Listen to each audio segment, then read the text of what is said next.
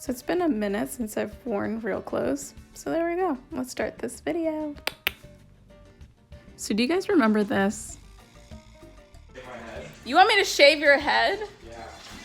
I don't know, maybe. Well, we did it.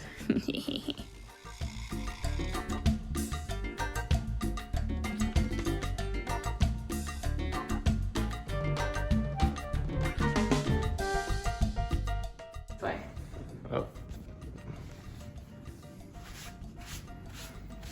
The artist. I'm ready for my bath now. All right, turn around. Let's put stuff over this way. Ooh. It actually looks pretty good. No cap. Thank you. Yeah. Thank So I you. just keep my hair So like this as way. if that was that hard to do, huh? I mean, okay, we're about to go tell my mom the news. Let's see how she reacts. Are you in a good mood or a bad mood? Oh, good. Look, I shaved my head. Y la máscara. Out of every. Ay, ¿qué hice? ¿Y quién le Me, yeah. y eso? Ayer me dijo, ayer o esta mañana que estaba cansado con el pelo. Entonces me dijo que si se lo raspaba y yo le dije que pues, I don't know. Y ahorita que me dijo, raspelo, I was like, fine.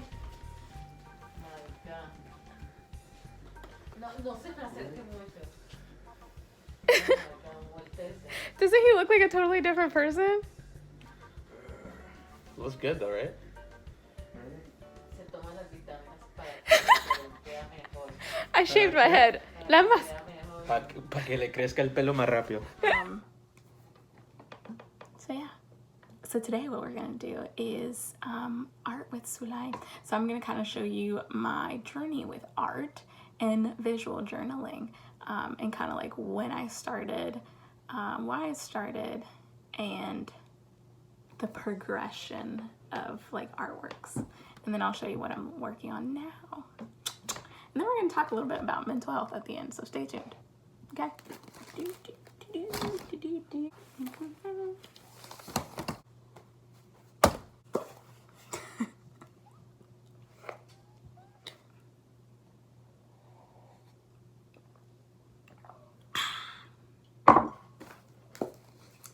So let's start with Chowan. Chowan's where I went to school. I don't know why I said it like that, but I went to undergrad for studio art. Oh, dang, this is sad. And after I graduated, went to grad school and found myself. I realized that, you know, I don't know how much of it I can blame. I can blame on the program or like the culture of art education. But yeah, so I'm just gonna blame art culture because it was a lot of like, you're making art for the grade, not you're making art to explore. In grad school, it was about like, one, exploring my identity as an artist, as a human being, as an art therapist, and you will see how different it is.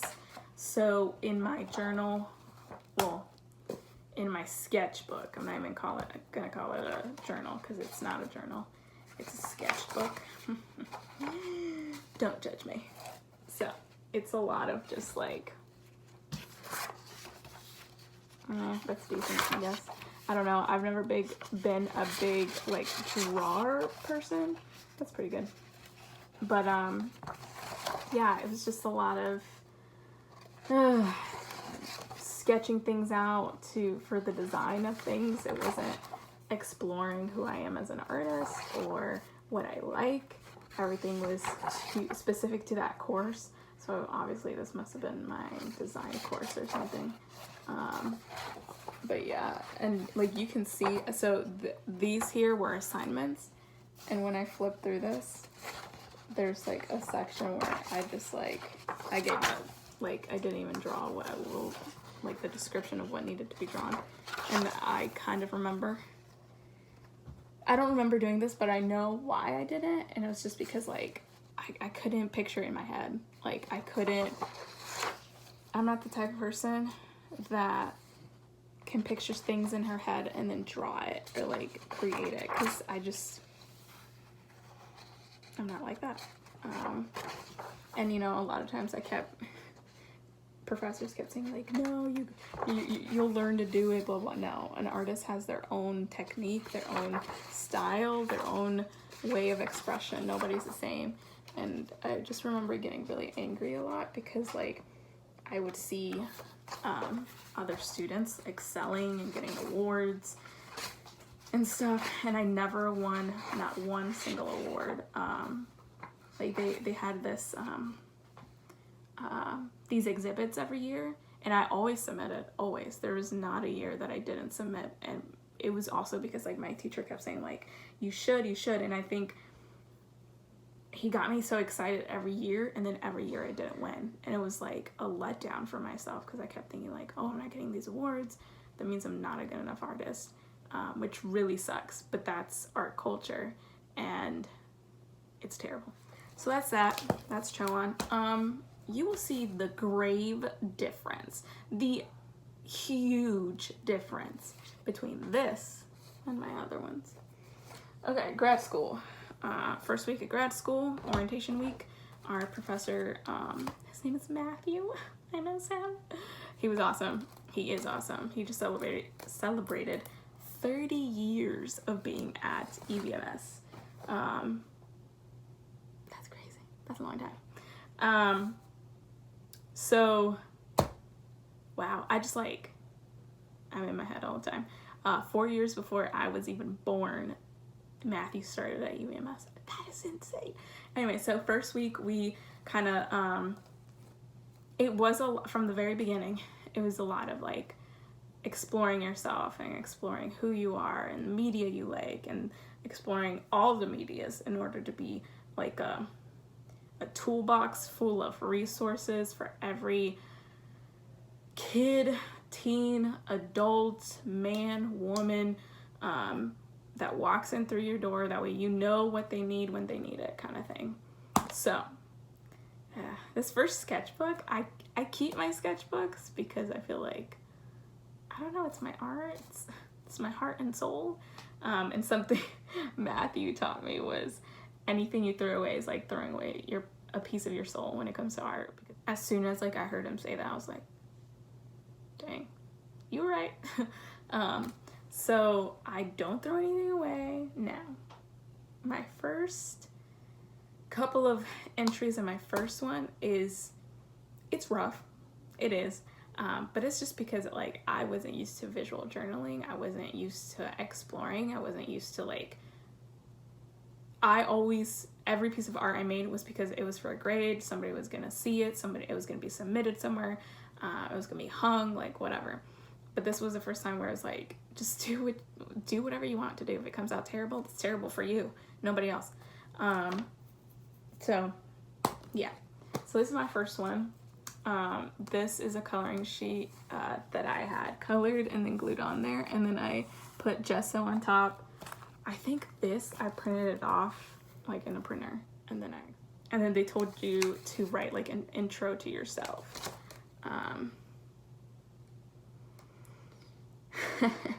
So it says, today I was introduced to visual journaling. I will accept this challenge. Why? Why do I call it a challenge? Because as a perfectionist, the idea of having to work on something that isn't supposed to be a perfect work of art is strange to me. I will embrace this and allow my inner self to flow. I will open the door and let the chaos and what isn't to appear in this journal. Honestly, I'm excited to share the art in my mind and soul without the worry of it being critiqued. Here we go. Oh, this was a practice for an assignment we had to do. I think we had to choose, it was in my history to art therapy, so we had to choose a quote and then create a piece of artwork based on that quote. So this was some of the practice runs that I did. And then I started catching on to the fact that I really like collage. I feel like my eyes just went cross-eyed right there.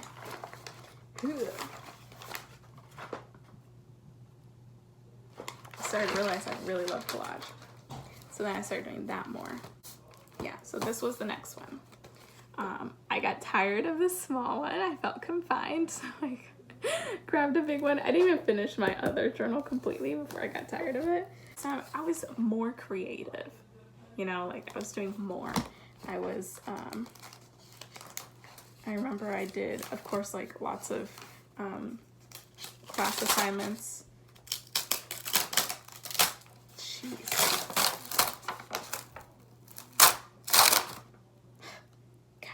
This is why I have a love-hate relationship with gesso, because it's like that happens all the time. It's really annoying. Okay, so this is when I started including more fabrics and found objects into my collages. If you're wondering what kind of glue I use, I normally use, oh yeah, I do. So sometimes I'll use just regular glue stick, but for bigger projects that are like outside of the visual journal or even inside the visual journal, I use Yes Paste. It is the best glue ever. It lays flat, no wrinkles, it's acid free. It, like it says here, ideal for scrapbooking, perfect for archival work. It won't wrinkle. It's light and delicate. It won't wrinkle light or delicate materials, non-toxic, water-based, no solvent, dries up clear and easy to clean up, and it's recyclable. So great. I tell my kids that I'm like, it's like a ginormous booger. It looks like a booger to me. It's like the consistency of a booger. This one is a watercolor one that I made, and I made it that year my grandmother died. So and then I found out I had ADHD, so it was a very emotional painting for me. It was also the semester that I started internship. So I did a lot of like processing every case I had, processing the things that people were telling me. Jeez.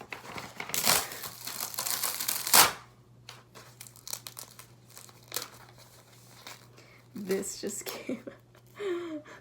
It was oil pastel, and I put gesso on top. I keep saying gesso. Is it gesso? Mod Podge. Why did I say gesso? I am COVID. I haven't done art like that in so long. I'm forgetting my stuff. So everything I just said about like it's tough working with gesso, and it's really, you know, I couldn't say no. It's Mod Podge. Gesso is what you use to prime, or yeah, essentially prime a canvas or prime a work area you're gonna paint and draw on and stuff.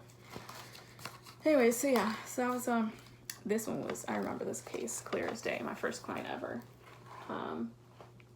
This was when I experienced what is called vicarious traumatization, where someone tells you their trauma and you make a movie in your head and it's like you're living through it. It was wonderful.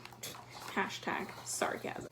This was based on a dream I had where I was having an identity crisis.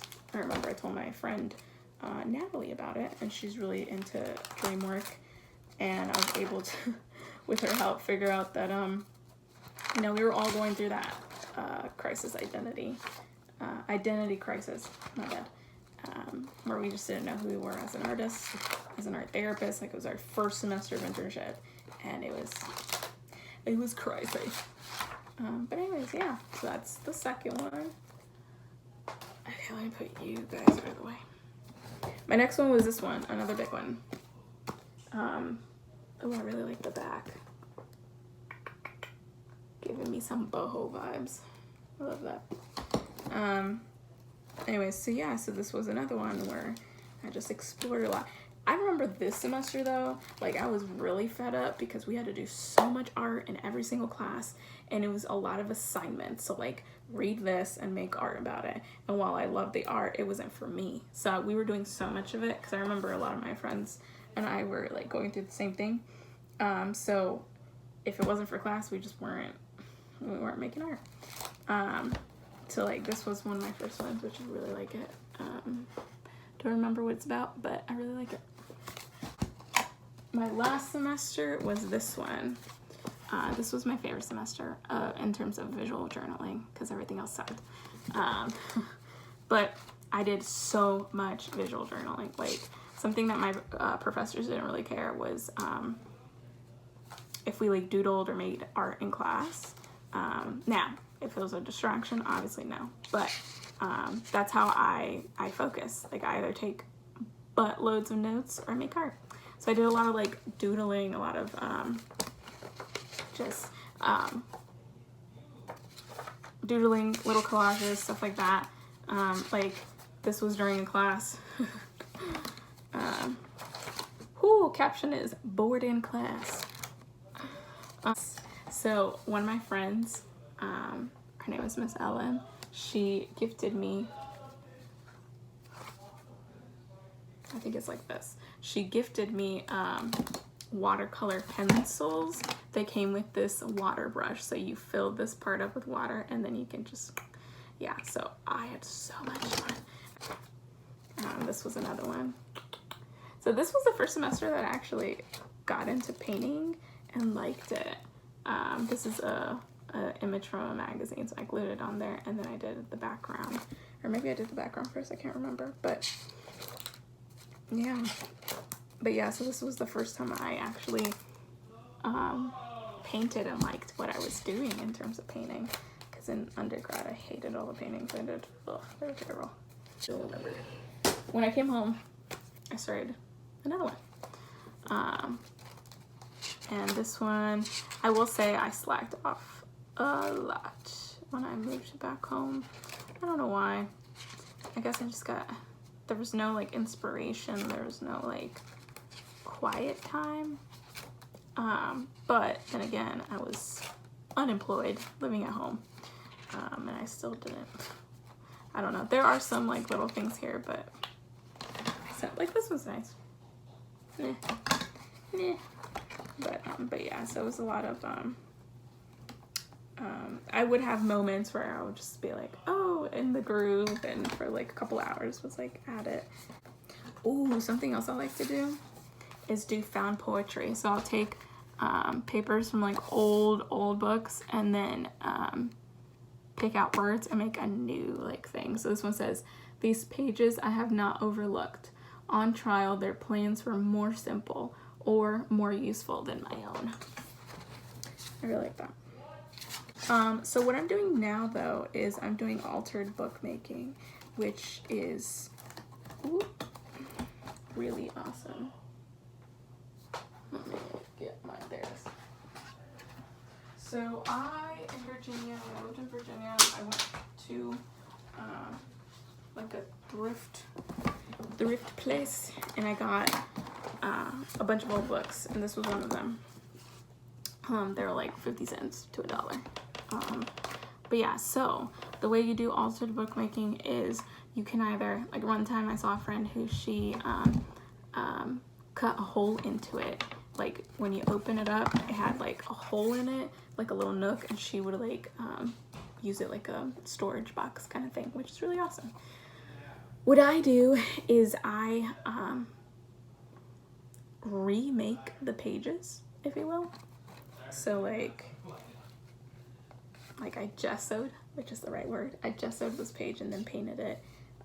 And this page I just did what I wanted. So yeah, so that's what I do. And then the pages I don't want to use, I use the Yes Paste to glue them all together. So yeah, so I've been doing this since July. I've been working on this book since July. But yeah, but there was a week where I didn't want to get out of bed. So instead of getting out of bed to get my gesso, I used a regular glue stick, so you can kind of tell the way it's like warped right there. Yeah, Yes Paste does not do that. Some are more simple like this. Some are more extravagant. I love that one. This was a coloring sheet that I started, and then I just cut it out, put it on here. But yeah, so that's what I'm doing now. So I'm gonna kind of stick to this, the altered bookmaking, and because one, recycling. I love to recycle. Or at least I aim to always recycle. I try my hardest. This was about COVID, when I got tested for COVID. This is how my nose felt. Felt on fire, my brain, and then my stomach, or like my non-existent abs. It was fun. But yeah, so the one I'm working on now is, it's taking me a little time because I just get really tired. I'm working on this one now, and I'll show you guys the end result once I'm done with that. So yeah, so there you have it. That is my altered bookmaking. I have an altered bookmaking collection in terms of like the books I'm gonna use. So these are all the oldie books I have. This one I had already started on. I just didn't like the way it was coming out. Or maybe it was this one. Oh, it was this one. Yeah, this one. Didn't like the way it was coming out. And then this one I did start on it a little bit. And then I have another one. I came outside because it's nice outside today. So as many of you guys know, September is Suicide Prevention, Suicide Awareness Month. And I think it's really important to bring to light this conversation just because a lot of people just don't realize how many individuals are suffering with mental health conditions that lead to the point of like death is the only option. According to the World Health Organization, there's about 800,000 people who die by suicide every year. That's a lot of people. Like 800,000. And it is the leading cause of death between 15 and 19-year-olds. So it's like young people. They don't even live to see the rest of their lives, what they could have accomplished. And let's just highlight the fact that a lot of these people think that suicide is the only option because they don't have the support they need. They don't have, there's such a huge stigma with mental health conditions and medication and treatment that they never seek help. And I was reading on the World Health Organization that's the biggest reason why people attempt suicide and complete it, because there's this huge stigma. Like they have to keep it to themselves. They can't talk about it because they'll get judged. They'll get like fired from their job or whatever, you know, that fear behind it. And then I also read that the people who are higher risk of committing suicide are individuals who experience discrimination. So like refugees, immigrants, the LGBTQ plus community, and prisoners, and indigenous people as well. So that's rough to hear. My goal, and I know that I'm only one person out of the many, but my goal always is to let my clients know that their life matters. Not even just clients, like my family and my friends, that everyone's lives matters. And at the end of the day, like if they feel like they don't have anybody in the corner, I'm in the corner. And you know, our beliefs aside, it doesn't matter what you think about mental health. It doesn't matter what you think about literally anything. You should love a person no matter what. You should support the person no matter what. And when I say by support, I mean like help them, one, not feel alone, two, not feel guilty for feeling the way they feel, three, pushing them to get help, because that's a big thing. A lot of people are not seeking help, and then when they do, there's no follow-up to the help. So like it's momentary help, and then in the long run it's like, oh well, I'm back to feeling alone, I'm back to feeling the way I feel. Being a person who's struggled with depression, it is really hard to hear kids tell me that they've tried to take their lives because they don't see any other way. I know that for a while I also was extremely depressed and I didn't have the guts to kill myself, but I got to a point where I just stopped looking both ways before I crossed. I started, my prayers and I were like, hey God, if you let me not wake up tomorrow morning, that'd be great. I'm like, that'd be great. So if you see someone who's being very isolated and okay, scratch that, because there are people who can seem extremely happy, can seem like they've got it together and still be depressed. So, and suicidal. So just communicate, you know, learn one, for you to communicate, to be an example of communication, but also encourage those around you to communicate to you too. Like, it's not on you to figure out who's depressed or who's suicidal, but it is up to you to help others when they need it. With that being said, like, I love you guys. You're loved by me, by Jesus, so many other people. If you're someone who's struggling with depression, or literally anything, reach out. There are organizations out there who are trained for this. I'm gonna drop some links and phone numbers after this video so you can contact anybody if you need help. And just remember, you're not perfect. It's not on you to be perfect. It's not on anybody to be perfect. You're a human being. You have a right to your emotions. You have a right to the way you feel. But just know that there is help. There are people who are here that care and went through years of training just to help you. So just remember that. So to conclude this video, like I said, I love you. I hope that you know that you are created with a purpose, and at the end of the day, the purpose is to be you. Just remember that you don't always have to be happy. Sometimes it's okay to be sad.